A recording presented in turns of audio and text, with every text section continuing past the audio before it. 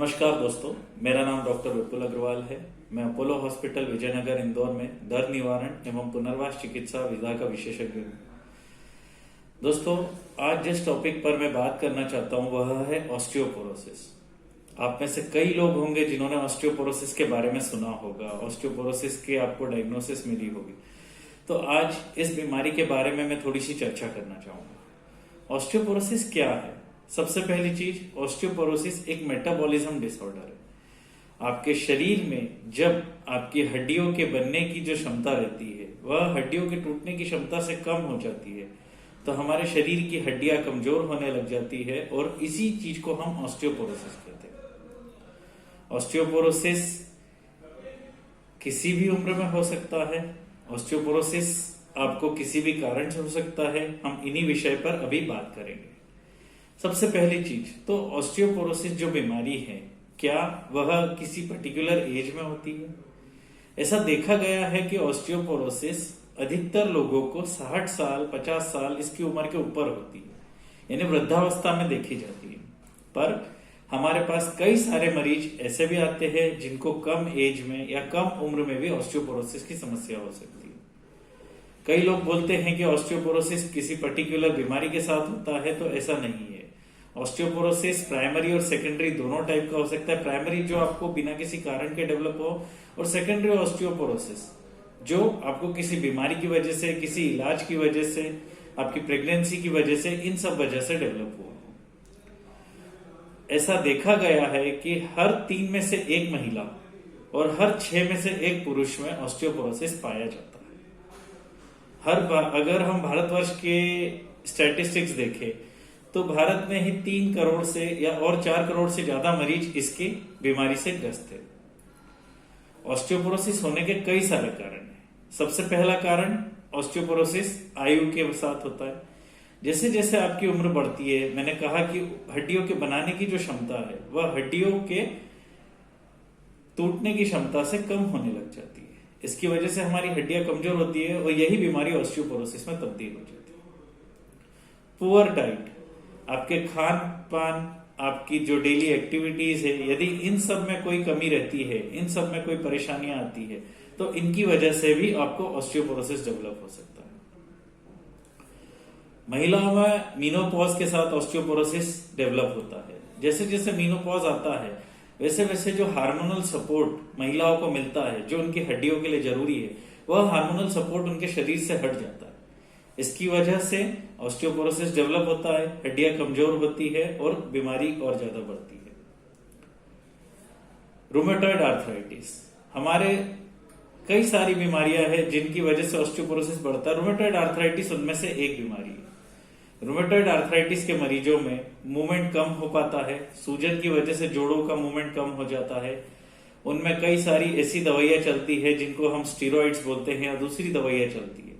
तो बीमारी की वजह से और इसके साथ चलने वाली स्टीरॉइड्स के सेवन की वजह से, या कुछ लोग दूसरी बीमारियों के लिए भी अगर स्टीरॉइड का सेवन करते हैं, तो इन सब की वजह से हड्डियों पे कमजोरी आती है और हड्डियां कमजोर होने लग जाती है। अल्कोहल और स्मोकिंग को भी ऑस्टियोपोरोसिस का कारण माना गया है। जिन लोगों को लंबे समय तक धूम्रपान की या अल्कोहल के या शराब के सेवन की निर्भरता है, उन लोगों में ऑस्टियोपोरोसिस ज्यादा पाया जाता है। मेटाबॉलिक डिसीज है, तो आपको कोई मेटाबॉलिक सिंड्रोम साथ में हो तो उसके साथ में ऑस्टियोपोरोसिस मिल सकता है। कोई हार्मोनल डिसबैलेंस हो तो उसके साथ में मिल सकता है। ऑस्टियोपोरोसिस कई देशों में ऐसी जगह पाया जाता है जहां पे सनलाइट का लोग एडिक्वेट एक्सपोजर नहीं लेते। जैसा अभी इन दिनों लाइफस्टाइल चल रहा है कि यंग लोग भी फिजिकली उतने ज्यादा एक्टिव नहीं है, डाइट उनकी पुअर है, मोबाइल पर, कंप्यूटर पर उनका कार्य ज्यादा रहता है, अधिकतर लंबे समय तक कांच के या बंद क्यूबिकल्स में काम करते हैं जहां धूप का उनको पूरी तरीके से सेवन नहीं मिल पाता, उन लोगों में भी ऑस्टियोपोरोसिस पाया जाता है। ऑस्टियोपोरोसिस कैसे डायग्नोसिस किया जाता है? काफी सारे लोग बोलते हैं, या ऑस्टियोपोरोसिस कैसे पता किया जाता है? तो ऑस्टियोपोरोसिस को डायग्नोसिस करने के लिए 2 चीजें रहती है। क्लिनिकल एग्जामिनेशन, जिसमें हम लक्षणों को जांचते हैं। दूसरा, मेडिकल या जो हमारा रेडियोग्राफिकल एग्जामिनेशन होता है, वो सब चीजें। तो क्लिनिकल एग्जामिनेशन में हम क्या देखते हैं? क्लिनिकल एग्जामिनेशन में अलग अलग स्टेजेस पे ऑस्टियोपोरोसिस के अलग अलग लक्षण आते हैं। लंबे समय तक आपको शरीर में दर्द है, जोड़ों में दर्द हो रहा है, कमर का दर्द हो रहा है, गर्दन में दर्द हो रहा है, घुटनों में दर्द हो रहा है, लंबे समय से आपको किसी न किसी चीज को करते समय जोड़ों पर स्ट्रेस देते समय दर्द हो रहा है, तो यह ऑस्टियोपोरोसिस का लक्षण हो सकता है। ऑस्टियोपोरोसिस के दूसरे यदि हम लक्षण देखें तो ऑस्टियोपोरोसिस के दूसरे लक्षण में जो सबसे कॉमन है वह है फ्रैक्चर। ऑस्टियोपोरोसिस को हम साइलेंट किलर बोलते हैं। यह बीमारी हमें पता नहीं चलती और कब आगे की स्टेजेस पर पहुंच जाती है हम नहीं जानते। तो अधिकतर लोगों में ऑस्टियोपोरोसिस का पता जब चलता है जब वह कूल्हे का, रीढ़ की हड्डी का, गर्दन में किसी हड्डी का, अपने पैर में, जांघ में किसी हड्डी का फ्रैक्चर कर लेते हैं, कलाई का फ्रैक्चर कर लेते हैं। तो ऐसे लोगों में ऑस्टियोपोरोसिस की संभावना ज्यादा पाई जाती है। यह माना जाता है कि यह एक फ्रैक्चर जो बिना किसी बड़ी चोट के हुआ, इसे हम फ्रेजिलिटी फ्रैक्चर बोलते हैं, फ्रेजाइल फ्रैक्चर बोलते हैं। यदि बिना किसी बड़ी चोट के यदि हमें यह फ्रैक्चर हुआ है तो यह ऑस्टियोपोरोसिस की वजह से हो सकता है। ऑस्टियोपोरोसिस के दूसरे लक्षण भी है, जैसे आपको जोड़ों में एक्स्ट्रा वर्क करने पर जोड़ों में सूजन बन सकती है, आपकी हाइट कम हो सकती है। ऐसा पाया जाता है कि लोगों को मूवमेंट के साथ में इसका दर्द मिलता है। इसके साथ अधिकतर न्यूरोलॉजिकल प्रॉब्लम्स कम एसोसिएटेड रहती है। बट यदि आप लंबे समय तक बेड रिडन है, लंबे समय तक किसी बीमारी की वजह से आप बिस्तर पर है, तो ऑस्टियोपोरोसिस डेवलप कर सकते हैं। प्रेगनेंसी इंड्यूस्ड ऑस्टियोपोरोसिस भी एक चीज होती है जिसमें हम गर्भवती महिलाओं में ऑस्टियोपोरोसिस को पाया जाता है। प्रेगनेंसी के खत्म होने के साथ और उचित इलाज के साथ इसको भी रोका जा सकता है। अब इसके मेडिकल डायग्नोसिस या रेडियोग्राफिकल डायग्नोसिस में आते हैं। तो ऑस्टियोपोरोसिस के डायग्नोसिस के लिए कई लोग बोलते हैं एक्सरे होना चाहिए। एक्सरे या एमआरआई इतना ज्यादा सेंसिटिव नहीं है। इसमें जो हमारे लिए गोल्ड स्टैंडर्ड इन्वेस्टिगेशन है उसे हम डेक्सा या बोन डेंसिटी स्कैन बोलते हैं। बोन डेंसिटी स्कैन में हम शरीर के पर्टिकुलर कुछ हिस्सों का एक टी स्कोर निकालते हैं। यदि यह टी स्कोर 2.5, इसकी अलग अलग रेंज होती है, 0 से 1, 1 से -2.5, -1 से -2.5 से भी नीचे, तो अलग अलग रेंज में हम देखते हैं। और -1 से -2.5 के लोगों को ऑस्टियोपिनिया बोलते हैं, जो ऑस्टियोपोरोसिस के पहले की स्टेज होती है। और -2.5 से ज्यादा जिनमें पाया जाता है उसे हम प्योर ऑस्टियोपोरोसिस बोलते हैं, क्लिनिकल ऑस्टियोपोरोसिस बोलते हैं। अब ऑस्टियोपोरोसिस के इलाज के लिए क्या करा जाता है? ऑस्टियोपोरोसिस का इलाज अगर सही समय पर मिले तो हमें कई सारी चीजों से बचा सकता है, फ्रैक्चर से, दर्द से, दूसरी समस्याओं से। ऑस्टियोपोरोसिस के इलाज में जो जरूरी है वह है कैल्शियम और विटामिन डी के सप्लीमेंट्स। कुछ दवाइयां आती है जिन्हें हम बिसफॉस्फोनेट्स बोलते हैं। यह हड्डियों के जो टूटने का वो रहता है उनकी स्पीड को या उसकी गति को कम करती है। कुछ दवाइयां महंगी भी आती है। एक कुछ हार्मोन आते हैं, नेजल कैल्सिटोनिन आता है जो हड्डियों के दर्द को कम करता है, नेजल स्प्रे जैसा आता है। कुछ इंजेक्शंस आते हैं, बिसफॉस्फोनेट्स में भी आते हैं। एक इंजेक्शन इंसुलिन पेन जैसा भी आता है जिसे हम टेरिपेरेटाइड बोलते हैं। यह सब दवाइयां डॉक्टर आपके क्लिनिकल सिम्टम्स, आपके शरीर की स्थिति, आपके टी स्कोर और आपकी फैमिली हिस्ट्री को देखते हुए डिसाइड करते हैं कि कौन सा ट्रीटमेंट आपके लिए अच्छा है। अब यह ट्रीटमेंट आपको आपकी बीमारी के हिसाब से मिलेंगे। पर ऑस्टियोपोरोसिस में दो चीजें, यदि आपने डेवलप कर लिया है तो आप स्वयं से क्या कर सकते हैं। यदि आपको ऑस्टियोपोरोसिस डेवलप नहीं हुआ है तो इसे होने से कैसे रोक सकते हैं, तो इस विषय पर मैं बात करूंगा। सबसे पहली चीज इसमें डाइट इंपॉर्टेंट है। अधिकतर लोग बोलते हैं कि सर हम कैल्शियम खा लें, हम विटामिन डी खा लें।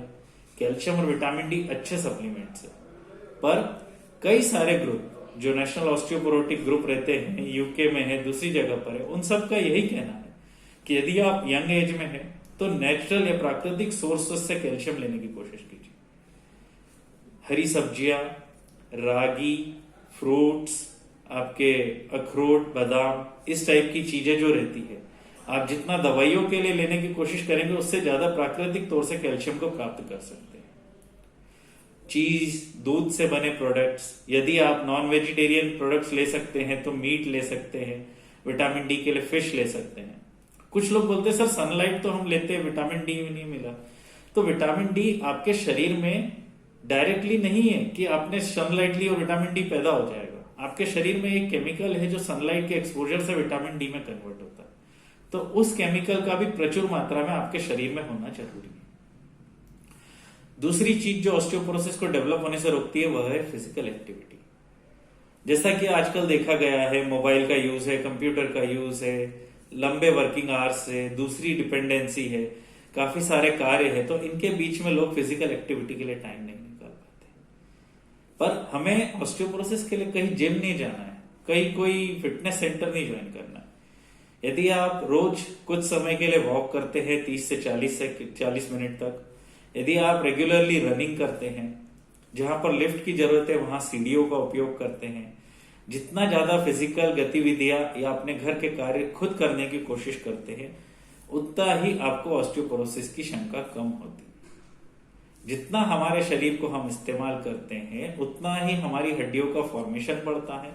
हमारी हड्डियों के बढ़ने की वजह से हमारा ऑस्टियोपोरोसिस भी कम होता है और दर्द भी कम होते हैं। हमारी दूसरी चीजें कार्डियोपल्मोनरी रिजर्व वगैरह भी सुधरते हैं, बट अभी इस विषय में नहीं बात कर रहे। अभी जो है कि ऑस्टियोपोरोसिस को भी हम इन चीजों के थ्रू रोक सकते हैं। सनलाइट का एक्सपोजर जरूरी है। काफी सारे लोग बाहर निकलते हैं, सनस्क्रीन वगैरह लगा लेते हैं। सनस्क्रीन आपको सनलाइट नहीं देगी और दिन भर सनलाइट लेने से भी बहुत ज्यादा फायदा नहीं है। तो एक पर्टिकुलर टाइम दिन में, कई बार बोला जाता है कि सुबह 10 से 2 के बीच में आप यदि सनलाइट ले सकते हैं तो थोड़े समय के लिए जो आपको सनलाइट मिल रही है वह आपके शरीर के स्टीरोल प्रोडक्ट्स को यूज करके विटामिन डी में कन्वर्ट कर देगी। फिजिकल एक्टिविटी के बारे में बता दिया है। एक लाइन है जो इससे रिलेटेड मैं बोलना भूल गया था, आइदर यू यूज इट और यू लूज इट। मतलब या तो आप उसको उपयोग करते हैं और यदि उपयोग नहीं करते तो खो देते हैं। आप अपने शरीर का उपयोग यदि करते हैं तो आप अपने शरीर को नहीं खोएंगे। तो जितना ज्यादा फिजिकली एक्टिव रहेंगे उतना ज्यादा बेहतर रहेगा। अपनी डाइट जितनी अच्छी रखेंगे उतना ज्यादा बेहतर रहेगा।